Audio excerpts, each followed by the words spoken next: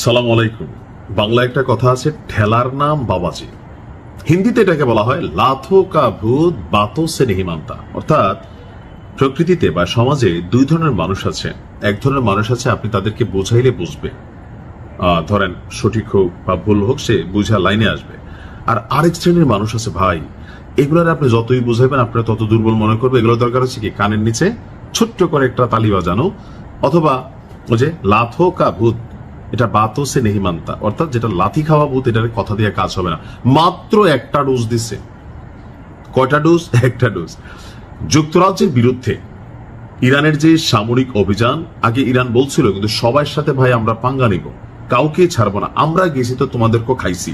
তো সে খাওয়ার তালিকায় ইরান, ইসরায়েল বা আমেরিকার এই যৌথ যুদ্ধের মধ্যে দ্বিতীয় দিনে যুক্তরাজ্যের যে সামরিক বহর ছিল কাতারে, সেখানে কিন্তু তারা অভিযান চালাই বসছিল, ক্ষেপণাস্ত্র হামলা। বলা হচ্ছে যে সেখানে বেশ কিছু সেনা নিহত হয়েছে।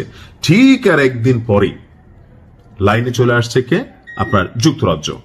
আজকে যুক্তরাজ্যের যিনি প্রধানমন্ত্রী আছেন কিয়ার স্টারমার, অনেকেই এই নামটা ভালো করে জানেন।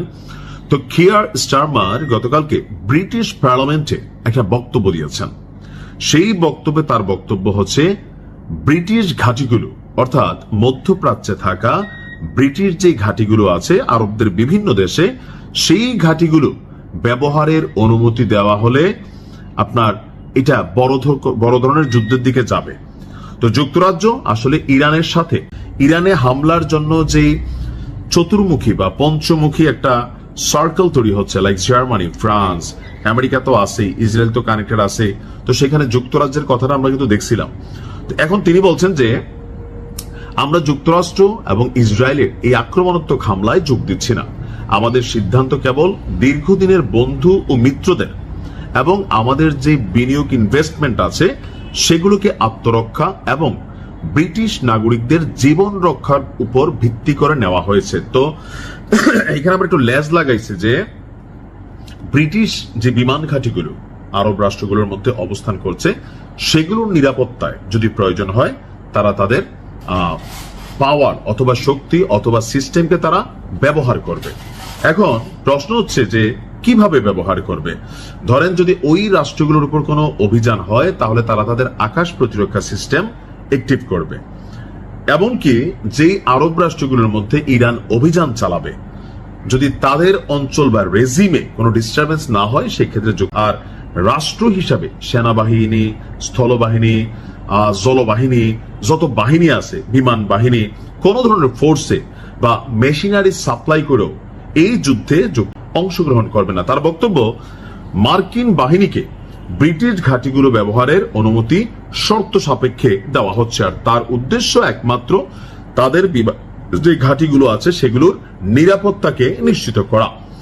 আর মধ্যপ্রাচ্যে নিজেদের যে মিত্র শক্তি আছে সেখানে তারা তাদের সেফটি ইস্যুতে কাজ করবে। তার বক্তব্য হচ্ছে যে আমরা এই অভিযানে সরাসরি অংশ না নিলেও ওই অঞ্চলে আমাদের প্রতিরক্ষামূলক কর্মকাণ্ড অব্যাহত থাকবে, অর্থাৎ আমরা মারবো না, আমাদেরকে মারলে আমরা এটাকে ঠেকাবো। এটাও একদিকে ভালো, মন্দের ভালো। কেন? এখন এটা যুক্তরাজ্য কেন করবে?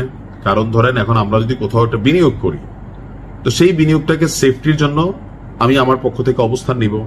সো রাষ্ট্র হিসেবে যুক্তরাজ্য তারাও তাদের অবস্থান নেবে। পাশাপাশি এই যে যুক্তরাজ্যের বেসগুলো বা মার্কিন যুক্তরাষ্ট্রের যে বেসগুলো পৃথিবীর বিভিন্ন দেশের সরকাররা তাদের দেশের টাকা দিয়া এগুলাকে লালে পালে, তো তাদের নিরাপত্তা ইস্যুটা তো এখানে প্রধান, তাই না?